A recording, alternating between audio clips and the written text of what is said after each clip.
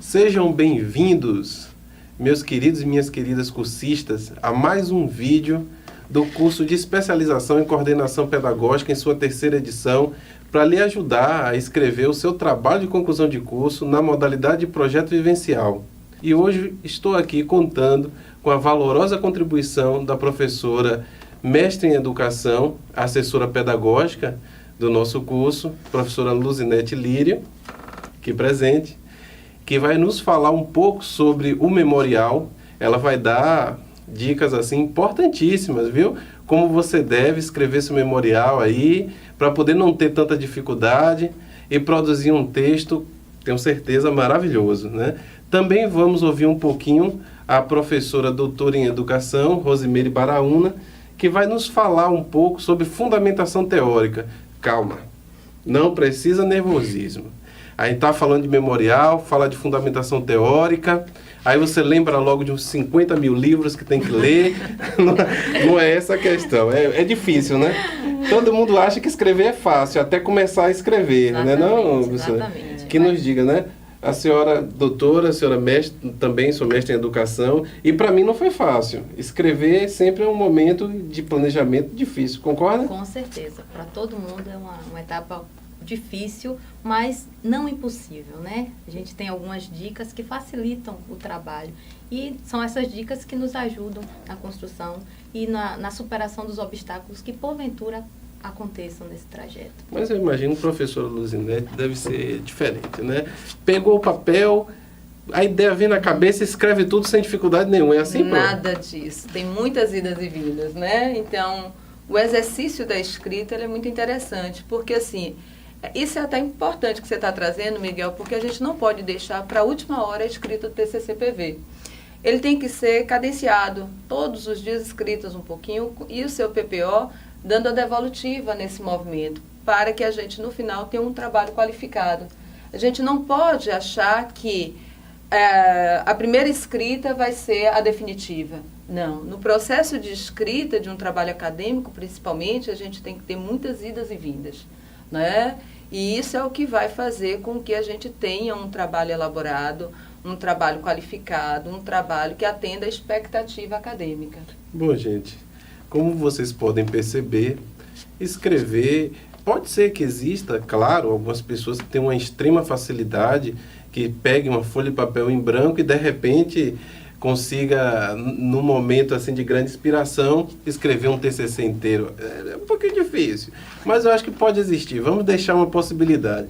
Mas a maioria dos pesquisadores, dos professores pesquisadores, eles têm que sentar, têm que parar, têm que refletir sobre o que vai escrever, fazer um planejamento, pesquisar, estudar bastante para depois socializar o seu conhecimento através de um trabalho escrito, né? Então, o nosso grande objetivo com a sequência de vídeo, que vocês já devem ter assistido, pelo menos 2, é justamente dar essas dicas, falar um pouco dessas experiências, tirar algumas dúvidas e, a partir disso, ajudá-los e ajudá-las a escrever o melhor trabalho de conclusão de curso na modalidade de projeto vivencial possível. Então, sem mais delongas, vamos direto ao assunto, não é mesmo? Então, nós já estamos, nesse momento, na fase de preparação do memorial. Eu, particularmente, quando penso em memorial, me vem logo à mente a questão da memória. E quando falamos de memória, no meu caso específico, eu tenho um pouco de dificuldade. Primeiro, porque eu sou capaz de lembrar de uma poesia que li lá na 8ª série, né?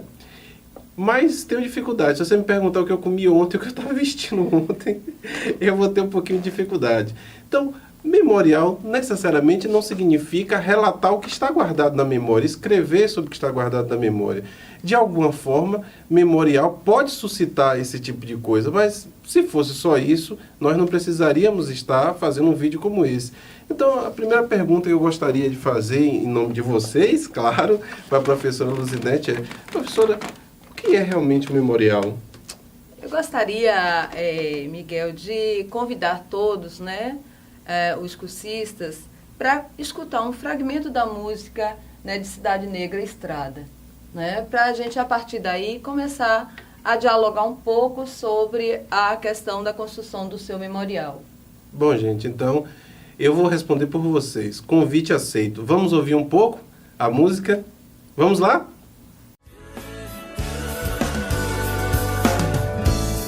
Você não sabe o quanto eu caminhei pra chegar até aqui. Percorri milhas e milhas antes de dormir. Eu não cochilei, os mais belos montes escalei. Nas noites escuras, frios, chorei.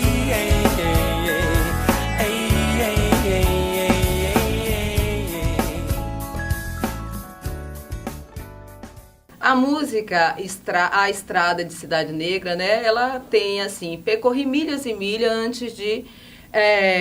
antes de dormir, e eu nem cochilei, né? Os mais belos montes escalei. Então a gente pode pensar também a nossa história de vida a partir desse movimento de chegada até aqui. Então o memorial é isso, é uma narrativa sobre a história de vida, contemplando os aspectos pessoais, profissionais e a questão acadêmica, né? Então, a gente, na perspectiva do SECOP, apresenta 3 partes, né? E você tem um formulário que já está aí em curso para que você preencha e faça relação ao seu memorial. É importante que a gente tenha um início, um meio e fim, né? Ou seja, que a gente tenha uma introdução, um desenvolvimento e as considerações finais. Se a gente observar as questões do formulário teórico conceitual 2, então a primeira questão está trazendo o quê? Qual a relação do objeto de estudo que você definiu com sua formação pessoal, profissional e acadêmica? Então, nesse movimento aí, você pode estar pensando na construção do seu memorial, primeiro, trazer um título para o seu memorial e para cada questão apresentada para cada parte do seu memorial, você transforma em uma subseção um título. E esse título pode ser, né, das subseções iniciada com o epígrafe ou não, e no relato da sua história de vida, na questão acadêmica, você pode trazer também autores para respaldar a sua fala, valorizar a sua fala. Isso é muito importante, porque assim, quando a gente trata da vida acadêmica nossa, quais os autores que a gente pode reportar para fazer uma conexão com o que a gente está relatando? Assim, a gente também pode estar trazendo na questão 2 e na questão 3. A questão 2, ela trata do quê? Do conjunto de suas experiências profissionais. Então, certamente, né, você já concluiu o seu curso de pedagogia, iniciou suas atividades, né, e aí você vai historiar sobre esse processo, né, profissional. Se ingressou na vida profissional por meio de um concurso público, onde foi, quais as atribuições que você teve nesse processo. Então, você vai aí, claro, é uma organização da sua estrutura de história de vida, né, de sua vida profissional. Professora Luzinete, a senhora, de alguma forma, está trazendo para os nossos coordenadores pedagógicos e coordenadoras pedagógicas cursistas algo muito importante no processo de desenvolvimento do memorial. Então, o memorial não é simplesmente escrever sobre memória, sobre lembrança. A senhora acabou de dar dicas muito importantes falando sobre a questão da vida pessoal, acadêmica, profissional. Mas eu gostaria de desenvolver um pouco ainda essa resposta, no sentido de que, muitas vezes, este coordenador pedagógico cursista, essa coordenadora pedagógica cursista, pode achar que todas as experiências relevantes devem constar neste memorial. É assim? Qualquer experiência? Como é que ele deve escrever esse memorial? Observe, cursista, o que Miguel está tratando, né, e questionando. A gente tem um procedimento para poder atender. A gente tem um número de laudas, né, dentro do processo do TCC-PV para poder, cumprir. E nesse movimento eu preciso dividir as 3 partes né, e tendo uma coerência, uma precisão do trabalho de escrita. Então, eu também preciso fazer uma seleção do que eu vou escrever, né? Eu tenho que ver quais os pontos mais relevantes, mais expressivos, significativos, né? Eu não posso fazer parágrafos soltos, eu preciso ter um elo, né? Uma ligação entre os parágrafos que tenha uma questão linear do pensamento e que eu possa observar na escrita do memorial o início, o meio e fim. Então, eu preciso ter uma sistematização de ideias do processo. Existe uma cronologia. Sim. Então, tanto eu tenho que fazer isso no primeiro escrita, né, na primeira sessão que eu vou tratar da minha vida acadêmica, quanto eu tenho que fazer isso também na segunda sessão, que vai tratar da vida profissional, e quanto na terceira, quando vai tratar da questão da expectativa. Então, a gente precisa fazer essa sistematização e qualificar. Presta atenção aí, essas dicas são importantíssimas, viu? Professora, olha, a gente fica conversando, quase uma conversa paralela aqui, excluímos aqui nossa colega, a professora Rosibeire. A senhora gostaria de complementar alguma coisa, professora? Muito feliz de estar aqui com a nossa colega, parceira, amiga Luzinete, e ver essas dicas tão importantes. Assim, quando se trata de memória, eu recorro sempre a um conceito que eu tenho, que a memória, ela não é fidedigna. Quando a gente narra um fato, a gente está refletindo sobre aquela ação. Então, isso é muito importante, porque é uma releitura do seu fazer, é um olhar sobre a sua prática. E isso é importante no momento da escrita, a gente lembrar que é um ponto de vista analisando essa ação, essa formação, essa atuação. Então, isso pode colaborar, né, na escrita do texto, enriquecendo, né, e tendo sempre em vista, nós estamos refletindo sobre a nossa ação. Complementando a fala de nossa amiga Rose, professora também, né, assessora pedagógica do SECOP, então a gente pode trazer, né, tomar emprestado a fala de Isabel Moraes, quando ela diz que o significado de memorial, né, talvez possamos fazê-lo dizendo que ele é um retrato crítico do indivíduo, visto por múltiplas facetas através dos tempos, possibilitando os inferências da sua capacidade para o futuro. Professora Luzinete, gostaríamos muito de agradecer as dicas que a senhora deu em relação à escrita do memorial, mas gostaríamos, e aí quando eu digo gostaríamos, nós todos, né, que a senhora deixasse uma mensagem de incentivo para os nossos queridos e nossas queridas cursistas em relação a essa escrita. O que a senhora pode nos dizer em relação a isso? Miguel e queridos cursistas, né? É um prazer muito grande estar aqui, né?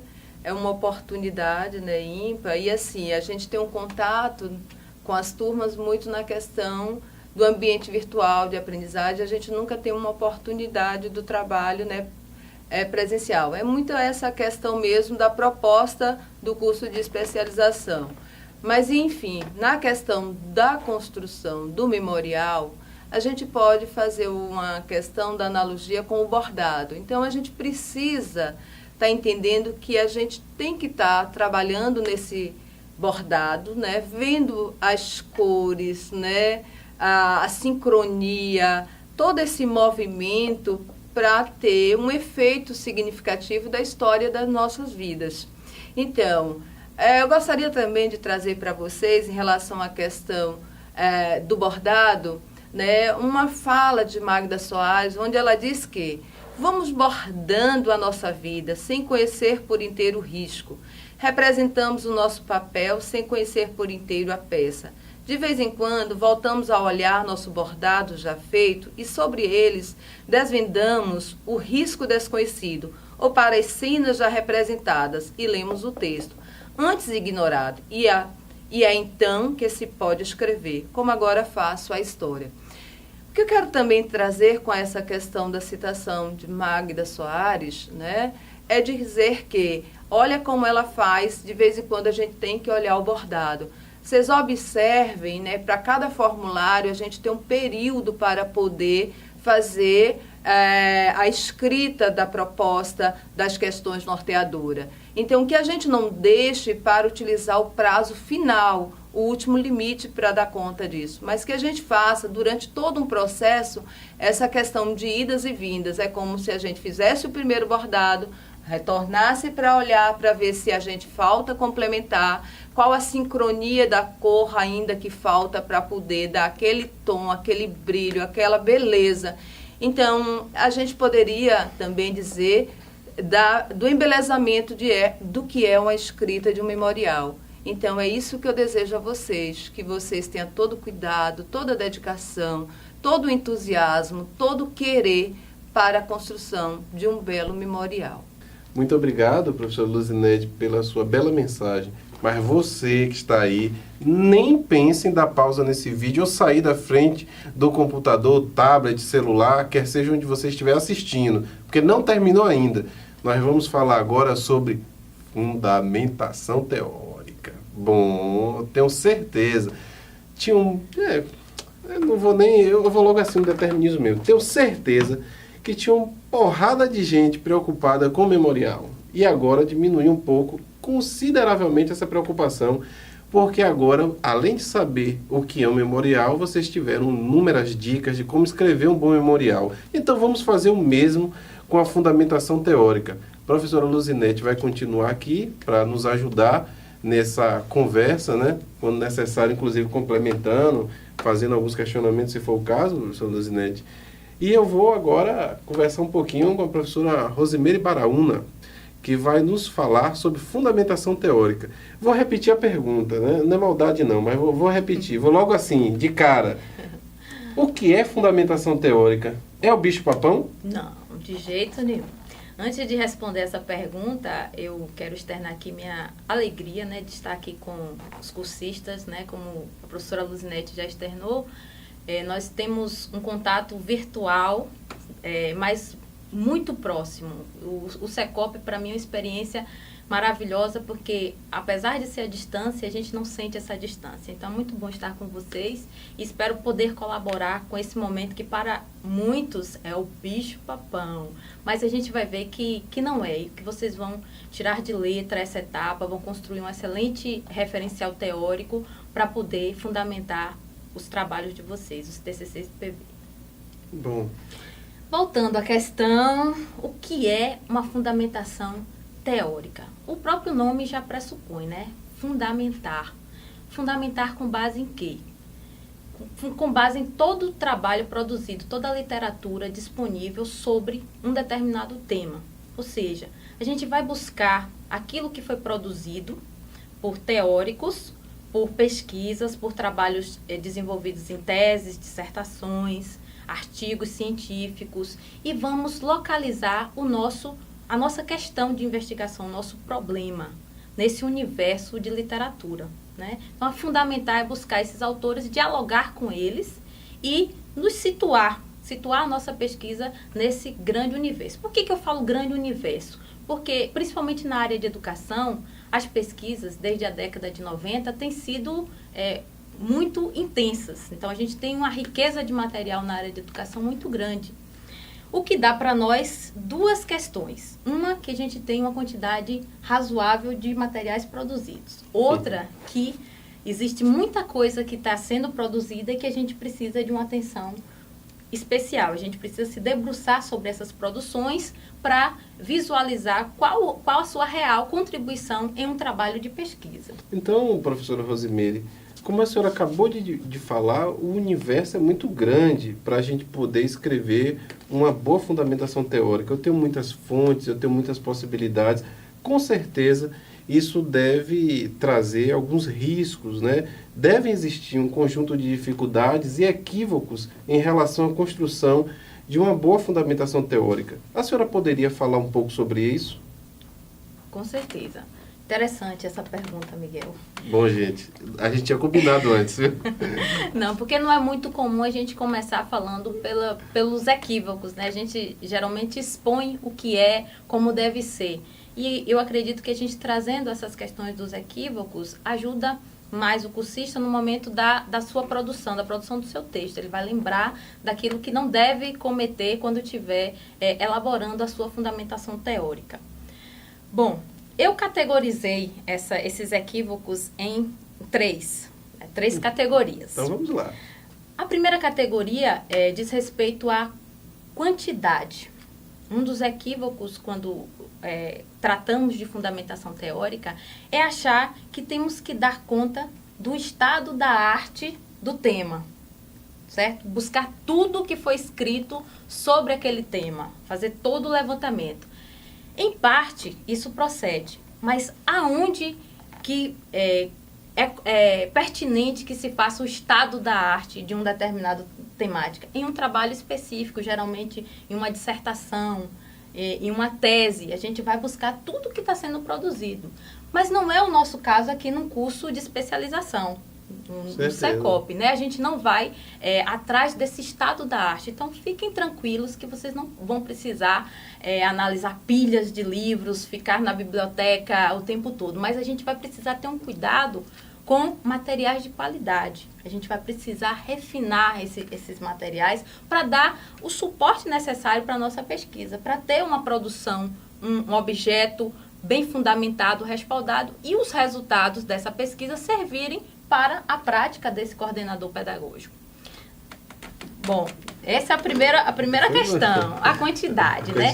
Então, vamos dosar a quantidade de materiais que a gente escolhe para poder fundamentar o nosso TCC-PV. Laville Dione, Miguel e Luzinete, elas fazem uma referência a uma passagem que eu acho muito interessante, que descreve bem isso que a gente está discutindo agora em relação à quantidade. Elas dizem assim, que a revisão de literatura não é uma caminhada pelo bosque, na qual, quando você voltar dela, você vai trazer um buquê formado por todas as flores que você encontrar no caminho. Então, vamos deixar aí essa dica para o cursista, quando passear no campo das produções, ter a dimensão de que não vão precisar coletar todas as flores que o campo traz, porque realmente é uma oferta muito grande, tem teorias maravilhosas, tem muita produção boa. A gente tem que saber filtrar isso e sempre observando o nosso objeto. Realmente, professora, muitas vezes chegamos ao cúmulo de conversar com alguns coordenadores pedagógicos cursistas, né, coordenadoras também, e eles acharem que para fazer um bom trabalho, escrever um bom trabalho, redigir um bom trabalho, precisa ter um número muito grande de referências. Acham que precisam coletar todas as flores possíveis.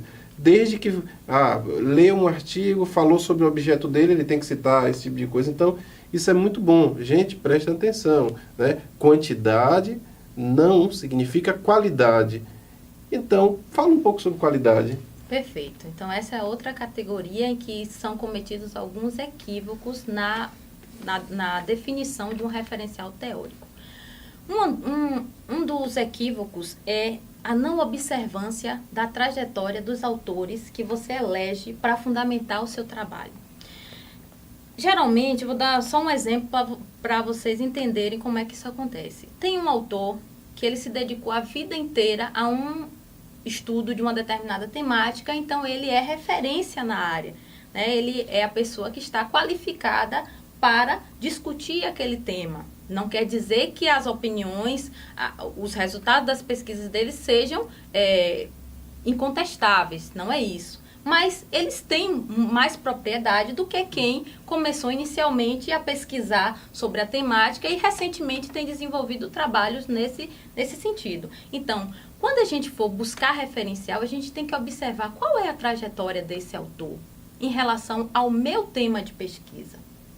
A temática que eu elegi para poder desenvolver meu TCC-PV. Esse autor me ajuda a pensar sobre o problema que eu destaco. Esse autor tem embasamento teórico também que vai me ajudar a ampliar meu universo de percepção em relação às questões que eu levanto, vai me ajudar a responder minhas perguntas. Então, a gente tem que observar isso. Quem são os autores que nós estamos citando? Eu já ia interrompendo, mas pode continuar. Um outro ponto que eu destaco é a confiabilidade das fontes. Tem fontes que a gente não observa a procedência dela, de onde vem. E alguns cursistas, eu falo isso porque também sou professora, a gente trabalhou junto aí em alguns componentes, E alguns trabalhos que a gente corrigia, infelizmente, tinham referências a sites, né? Alguns sites que não têm uma certificação, não tem uma condição científica. São sites de opinião, são blogs, são aquela enciclopédia, Wikipédia, que são pessoas que alimentam sem, muitas vezes, fazerem uma pesquisa, um trabalho cientificamente elaborado para poder emitir aquilo que tá proposto, que tá lançado ali. Então, as pessoas acham interessante aquilo que está registrado, realmente são muito atraentes, combinam com os objetos de estudo, vai lá e se apropria daquela citação, mas não vê a fonte, né? Se essa fonte realmente inspira confiança. A gente tem que prestar atenção quais são as fontes que dão para a gente esse suporte. Uma outra questão, e também relacionada à confiabilidade, é uma distinção que a gente precisa ter na área de educação. Primeiro, a gente tem que saber a diferença entre teoria e opinião. Isso é muito importante, porque em muitos artigos que circulam em nossa área, infelizmente, a gente tem opiniões. E o que são opiniões? É embasado no senso comum, na minha prática, num relato de minha experiência, mas não houve o crivo científico, não houve o cuidado com as etapas de uma pesquisa, não teve a questão da validação daqueles dados que estão sendo veiculados. Então, isso a gente tem que ter cuidado. Se a gente vai respaldar um trabalho teoricamente, a gente precisa de trabalhos que tenham esse respaldo científico. Né? Então, ter cuidado com alguns artigos de opinião. São bons, ampliam o nosso universo, ampliam, mas não servem de fundamentação teórica para um trabalho como esse. Um outro cuidado que precisa ter, ainda nessa categoria qualidade, Miguel e Luzinete, que a gente acredita, é com as fontes ultrapassadas. O que são fontes ultrapassadas? Muitos trabalhos eles são inspirados em leis, pareceres, né? Então, é construída a partir dali. Aí o cursista se utiliza dessa fonte, mas aquele parecer já não tem mais a utilização. Ele já foi superado, já existe um novo parecer sobre a questão, já existe uma nova lei. Então, a gente tem que estar sempre em constante busca para ver como esses materiais vêm sendo atualizados, para que a gente não use fontes ultrapassadas. Aí é por conta mesmo da questão da dinâmica da política, né? Então, a gente precisa estar muito atento na questão das resoluções, dos pareceres, nessa organização. Caso contrário, a gente pode estar, até mesmo com a própria LDB, que a gente faz muito uso, o que é que acontece? Ela deve ser utilizada do Planalto, pois já tem diversas alterações em diversos artigos, então tem que ter muito esse cuidado mesmo. Perfeito.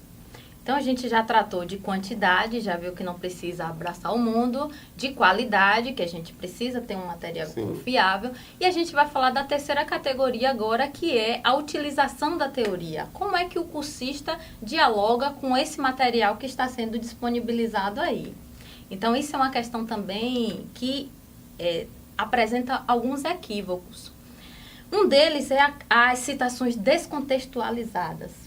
Eu estou escrevendo sobre um determinado tema e, de repente, eu acho uma citação maravilhosa. Não tem muito a ver com o meu tema, mas eu gostei tanto daquela citação. Eu amo esse autor, eu amo, exatamente. É uma relação que vai para além da... né? Então, aí se apodera daquela citação e quer botar aquela citação em toda e qualquer produção que se faça. Então, às vezes, não combina com aquilo que você está desenvolvendo no momento. Então, essa citação não vai ser adequada. Ela vai ficar distoante do seu trabalho. Não vai dar aquela ideia de unidade na sua produção.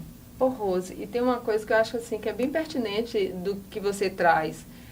Ao eu fazer também uma citação direta ou indireta, eu também preciso fazer um comentário dessa citação. Perfeito. Então, o que é que acontece nas apreciações dos trabalhos? A gente observa que a maioria fecha determinadas sessões com citações.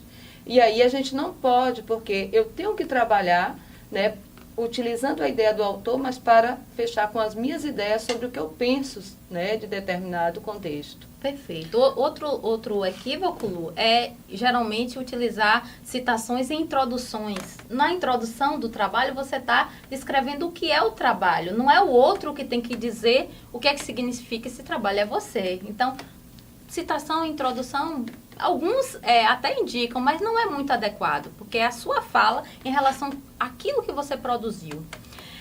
Também tem um outro equívoco em relação à pouca relação entre o referencial que você utiliza e o seu objeto. O objeto de estudo é o que vai lhe guiar, né? A sua pergunta, a sua questão de pesquisa. É ele que vai fazer com que você busque o referencial teórico e não o contrário, né? Se você se deixa levar por tudo aquilo que você lê, você corre o risco de se perder no caminho. Isso acontece bastante. Pois é. E assim, aí ela já traz também outro elemento, Miguel, sabe o que é? Que é um TCC-PV, né, que você tem aproximadamente 25 a 30 laudas, eu não tenho que buscar muitos teóricos. Perfeito. Né? Eu tenho que selecionar ali 3 a 4 para poder dar sustentação. Exatamente. Porque senão eu tenho diversos teóricos e acabo eu não, né, dando trato merecido ao trabalho acadêmico. Exatamente. E também você acaba se perdendo, dedicando um tempo muito grande para uma determinada leitura e para articular uma determinada citação dentro do seu trabalho que não vai ser tão significativa para a constituição dele como um todo, né? Referenciais existem muitos, mas essa coisa de você saber o que utilizar de cada leitura que você fez e saber o que ler é muito importante. Não é fácil. Perfeito. E aí, saber o que ler, o que utilizar, e muitas vezes acontece da gente se apropriar tanto, gostar tanto de um autor, Miguel e Luzinete, que a gente até esquece de citar o autor como Isso uma fonte problemático. primária da informação. E isso é grave, é problemático e é grave. Então, vamos ter cuidado. A gente lê bastante, e quando vai escrever, vem aquela ideia. E a gente pensa que é nossa. Mas ela é fruto de uma leitura, alguém inspirou a gente. Então, que não seja uma citação direta, mas que ele inspirou a escrever aquilo, merece ser lembrado naquele texto. Todos então, os créditos. Todos né? os créditos. Quem lhe ajudou a pensar. Isso ajuda não só a estrutura do trabalho, mas ao enriquecimento do seu texto. Porque quem vai ler vai ter essa referência também. Olha, eu posso buscar fulano porque ajudou pensar dessa forma, construir esse pensamento nessa profundidade. Com certeza. Em educação, todo mundo conhece Paulo Freire, né? Quem não conhece Paulo Freire? Anísio Teixeira, né? Mas, assim, leitura da palavra mundo é quase sinônimo de Paulo Freire. Quando você diz assim, leitura da palavra mundo, basicamente você está dizendo Paulo Freire. Aí você pega na construção do seu texto e faz referência a esse conceito e não diz nada. Não bota lá que você se inspirou em Freire. Isso fica feio. Né? Por mais que você não tenha tido intenção de copiar, digamos assim, sem dar o devido crédito ao autor, por mais que você não pensou em fazer isso, é plágio, né? Exatamente. E por fim, para fechar esse bloco aí, temos a falta de postura crítica, onde você acha que o referencial diz tudo que você acredita e pensa e coloca ele lá no texto sem fazer uma análise aquelas questões, aquilo que está sendo lançado. Então, é preciso um diálogo com a teoria, é preciso situar a teoria no seu texto, é preciso dizer a que ela veio. A teoria vem para explicar, para lhe ajudar a compreender o seu objeto de pesquisa, né? E não apenas aparecer no texto de uma maneira solta.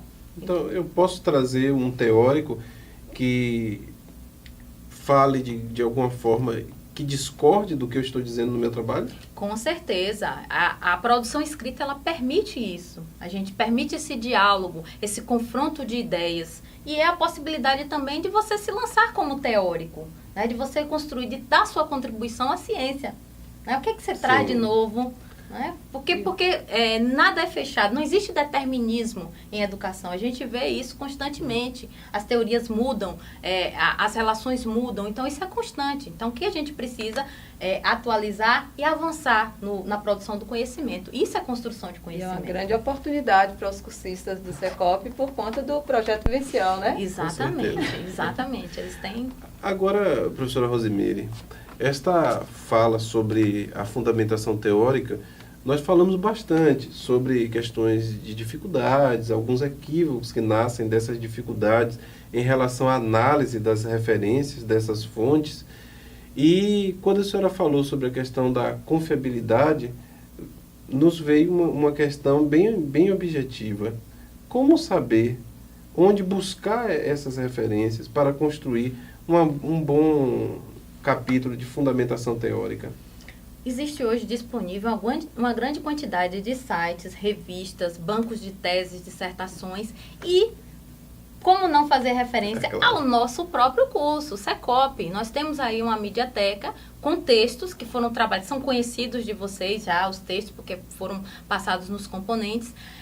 Tendo esse cuidado de olhar o que é apropriado, o que está atualizado, né? A gente tem que ter esse cuidado, como eu já disse, isso é dinâmico, isso muda. Então, os textos, eles precisam ser vistos de forma crítica. Então, nós temos aí na nossa mediateca do Secop uma série de materiais. Sim. E os eixos das produções do TCC-PV são inspirados nos nossos componentes. Então, não há nada que seja tão novo, né, que não se possa achar no ambiente virtual do Secop, Miguel. Mas a gente vai deixar aí algumas dicas de sites para que os cursistas possam buscar outras referências, caso não consigam situar seu objeto no que está disponível no Secop, o que eu acho muito difícil. Bom, essas dicas e links estão aqui na descrição desse vídeo, ok?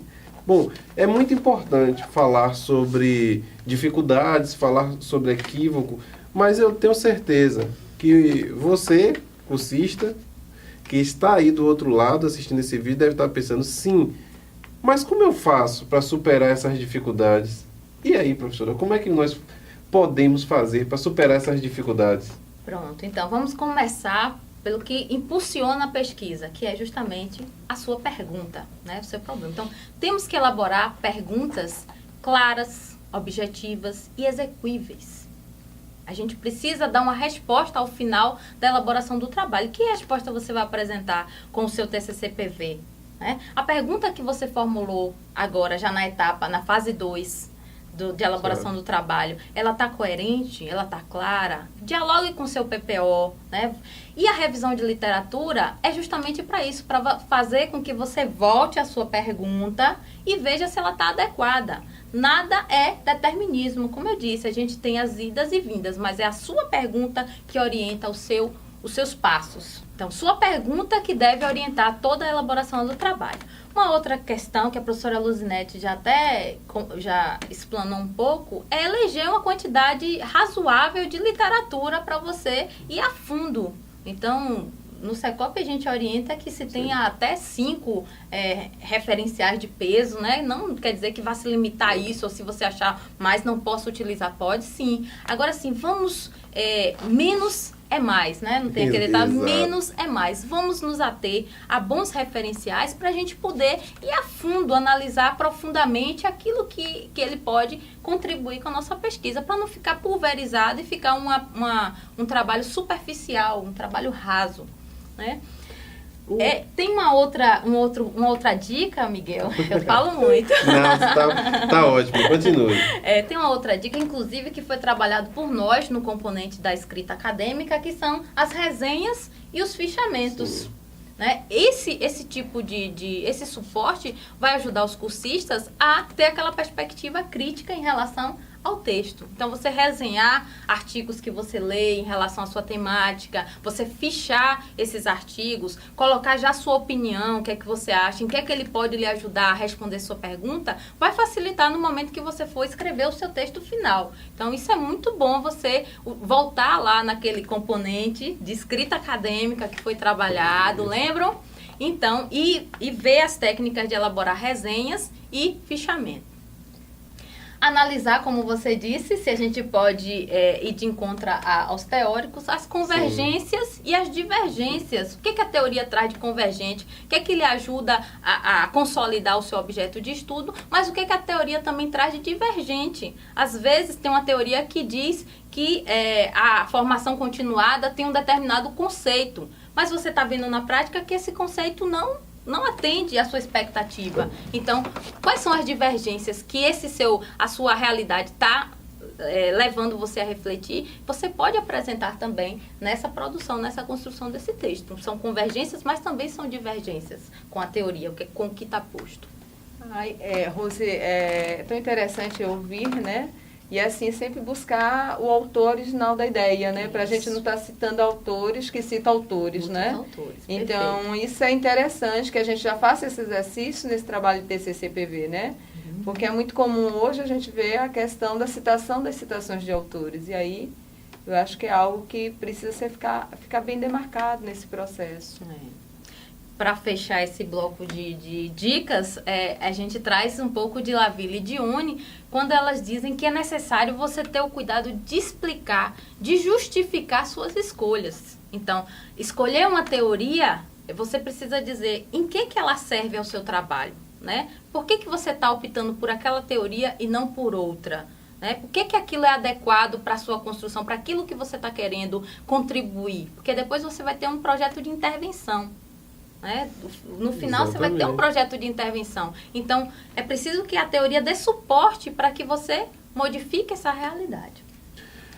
Bem, gente, da mesma forma que você encontra lá na fase de memorial do nosso ambiente virtual de aprendizagem questões norteadoras, formulários, que vai lhe ajudar a refletir e produzir seu texto sobre o memorial, você também encontra um material semelhante na fase correspondente de fundamentação teórica.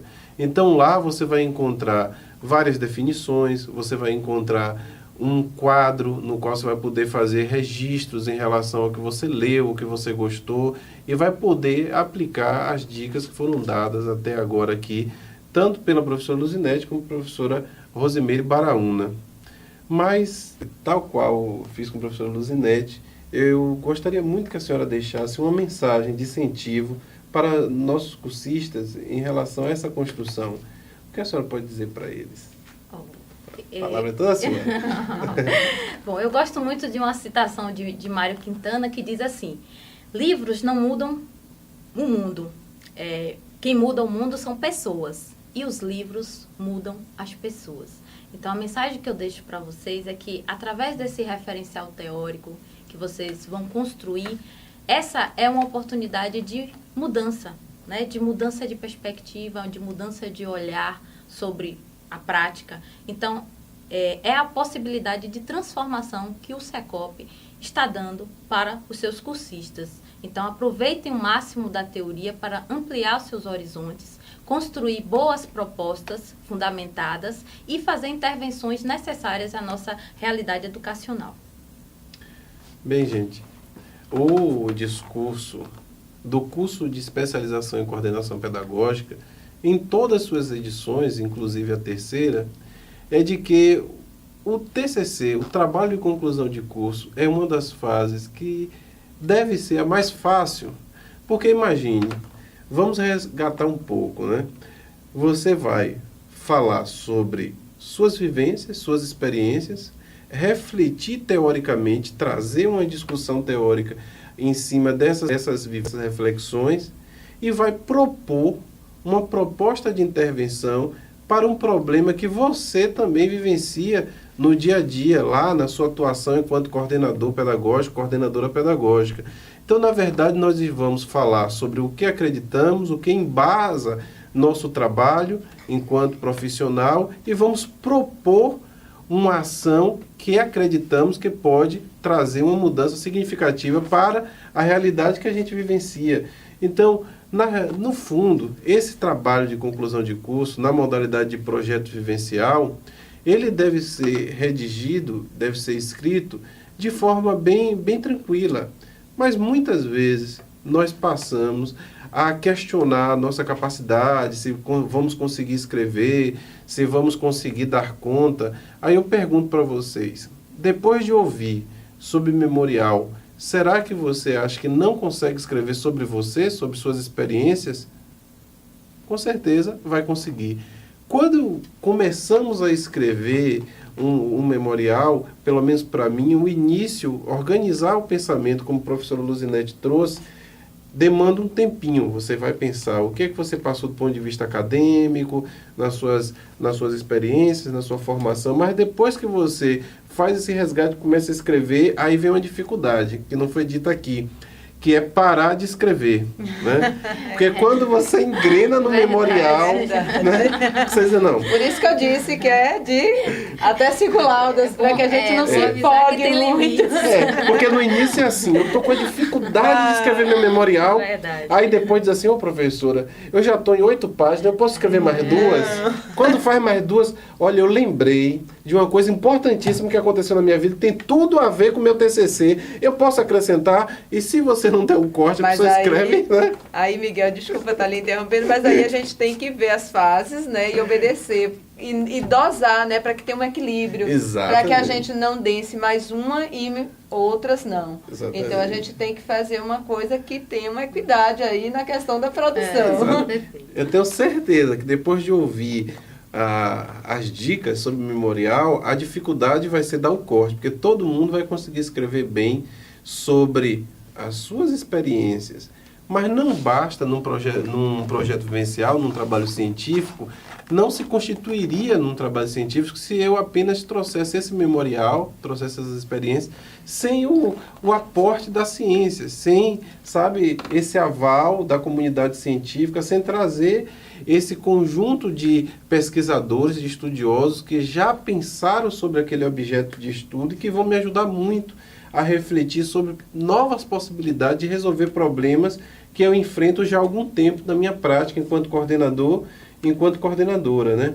Então, essas dicas que a professora Rosemary trouxe são importantíssimas. Não basta pensar, não é por aí, né? Não vamos utilizar 1 milhão de referências para dizer algo que a gente pode fazer muito bem utilizando 5, 6 referências. Né? Como a professora Rosemary destacou, a questão da quantidade não significa qualidade. E a questão da qualidade, ela precisa passar por uma confiabilidade. Então, de onde eu estou pegando essa referência? Eu busquei onde? Trouxe de onde? Quem é que está falando sobre esse assunto? Então, são coisas muito importantes.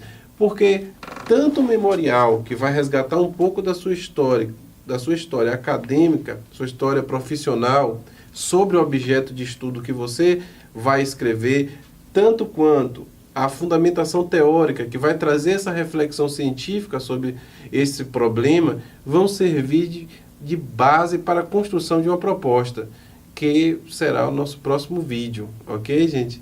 Então, assim, eu acho que eu agora vou deixar uma mensagem também, né? Bom, a minha mensagem é... Vocês vão me permitir, vai ficar um pouquinho esculhambada, viu, gente? Mas o que eu gostaria de dizer é o seguinte. Eu lembrei de uma piada, né? Que eu sou péssimo de contar piada e eu nunca lembro da piada toda. Então vocês me ajudem. Mas é algo do tipo assim. O indivíduo chega num bar e aí ele fala de um problema que está acontecendo com ele horrível. Toda vez que ele vai dormir, que ele chega em casa, ele deita na cama. E ao deitar na cama, ele percebe, sente que tem alguém embaixo da cama para pegar ele. Então ele vai para baixo da cama. Quando ele chega embaixo da cama, ele tem um pressentimento que tem alguém em cima da cama, que a pessoa que estava embaixo da cama subiu e está em cima da cama se escondendo dele. E aí ele vai para cima da cama. Quando chega em cima da cama, ele diz, não, tem alguém embaixo da cama. E aí não dorme um sono sequer, porque fica a noite toda subindo e descendo. Em cima, embaixo da cama, em cima, embaixo da cama. Aí ele chega no bar. Quando está falando sobre isso, aí um psicanalista, psiquiatra, né, uma pessoa da área, assim, diz assim, não, vou resolver seu problema. Durante 2 anos, você vai fazer uma sessão de terapia comigo de 50 minutos a 1 hora, a R$100 cada sessão. Dá uma coisa assim, quase uns 20 mil reais, né? E aí, ele marca com a pessoa dizendo, passa no meu consultório e sai. Tudo bem. 2 dias depois, chega o rapaz no mesmo bar e aí o garçom pergunta, e aí, foi lá no consultório resolver seu problema? Ele diz, não fui no consultório não, mas resolvi meu problema. Nossa, e custou quanto? Ele disse assim, R$10. Depois que ele me falou das sessões, tinha um rapaz do lado, ele disse que custava R$ 5 comprar uma serra, foi até lá em casa, serrou os pés da cama, a cama ficou rente ao chão. Não teve mais. E aí eu não tinha como, porque eu sabia que não tinha como ninguém... Claro, brincadeiras à parte, né? Olha, eu sei que isso pode dar margem a inúmeras interpretações, mas o meu objetivo em trazer essa piada, fazer essa brincadeira, é dizer assim, a gente precisa também nos permitir a tornar as coisas mais fáceis, mais prazerosas. A gente, sabe, a gente tem que parar um pouco com aquela coisa, né? Eu tenho uma colega de trabalho, que outro dia ela chegou no trabalho lá e fez assim, ô Miguel, olha o que aconteceu comigo, eu estava no ponto de ônibus, choveu, a blusa molhou, sujou minha blusa. Meu Deus, por que aconteceu isso comigo? Meia hora depois alguém diz assim, bom dia! Ela diz assim, bom dia? Só se for para você. Olha para minha blusa. Eu estava no ponto de ônibus, o carro passou, levantou a lama, sujou minha blusa. Aí, na hora do cafezinho, alguém fala, vamos, gente, terminar o horário do cafezinho. Não, não pode terminar ainda. O único momento bom que eu tive até agora, porque o carro passou, sujou minha blusa. Aí quando você vai embora, olha, bom final de semana, isso é uma sexta-feira. Bom final de semana, todo mundo... Não sei se vai ser bom, porque o carro passou, sujou. Gente, por amor de Deus, né? Então, assim, nós temos todas as ferramentas necessárias para tornar esse processo de construção do TCC/PV um processo direto, simples, objetivo e prazeroso, porque você vai falar de você, de suas experiências, das teorias que você acredita e vai propor, com base nisso tudo, uma proposta de intervenção. Então vamos parar com essa coisa de que não dá, tá difícil. Não tá não. Comece, aplique essas dicas. Aplique essas dicas que nós acabamos de falar aqui, que as professoras acabaram de dar.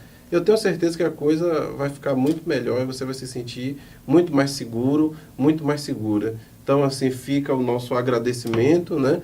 O agradecimento de toda a família Secop, né? Coordenação, nossa coordenadora geral, professora Daci Alves, né? Manda um beijo para todos vocês, toda a equipe que compõe, todas as equipes que compõem o Secop.